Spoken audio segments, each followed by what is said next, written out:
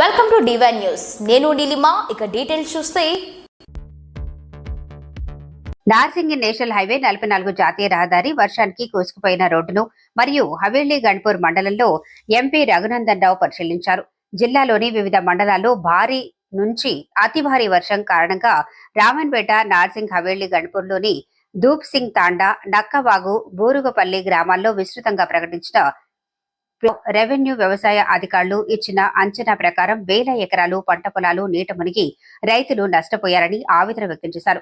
కూలిపోయిన ఇళ్లలో ఉన్న వారిని గుర్తించి పునరావాస కేంద్రంలోకి తరలించాలని రెవెన్యూ సిబ్బందికి ఎంపీ రఘునందన్ రావు సూచించారు. ఫోన్లో అధికారులకు ఆదేశించారు. కొట్టుకుపోయిన పంట పొలాలను పరిశీలించారు. మంగళవారం నుండి రెవెన్యూ సిబ్బందిని, పోలీస్ శాఖను చర్యలు తీసుకుంటున్న వారిని అభినందించారు. ఈ కార్యక్రమంలో బీజేపీ జిల్లా అధ్యక్షుడు వాల్దాస్ రాధా మల్లేష్ గౌడ్, మాజీ అధ్యక్షుడు గడ్డం శ్రీనివాస్, జిల్లా ప్రధాన కార్యదర్శి ఈర్ల రంజిత్ రెడ్డి, మండల అధ్యక్షులు వదలపర్తి శ్రీనివాస్, ఎంఎల్ఎన్ రెడ్డి, నందారెడ్డి, శ్రీపాల్, బీజేవైఎం జిల్లా అధ్యక్షుడు సతీష్ పటేల్, రెవెన్యూ సిబ్బంది, వివిధ శాఖ అధికారులు పాల్గొన్నారు.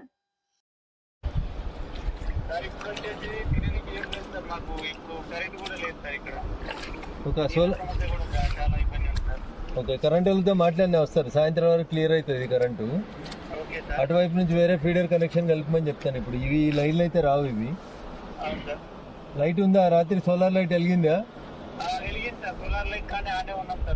ఓకే, ఇవాళ కూడా వెలుగుతుంది. కొంచెం వెళ్తురు వచ్చింది కదా, వెలుగుతుంది. నేను కరెంట్ ఆఫీస్ వాళ్ళని పంపిస్తాను కొంచెంసేపు అయినాక. అదే సింగిల్ ఫేజ్ కోసమే ప్రయత్నం చేస్తాం. అవేంది మోటార్ సైకిల్ లైట్లా? అవన్నీ మోటార్ సైకిల్ లైట్లా?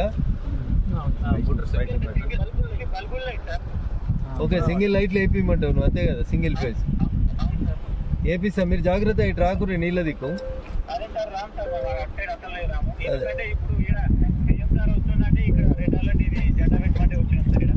ఓకే, జాగ్రత్త. ఆయన గాలికి వెళ్ళి చూసిపోతాడు అనుకుంటా. ఓకే ఓకే, జాగ్రత్తగా ఉండు. నేను వస్తా, వరద తగ్గిన తర్వాత వస్తా. లేటెస్ట్ అప్డేట్ కోసం ఇప్పుడే మా ఛానల్ ని లైక్ చేయండి, షేర్ చేయండి, సబ్స్క్రైబ్ చేసి గంట సింబల్ ని క్లిక్ చేయండి.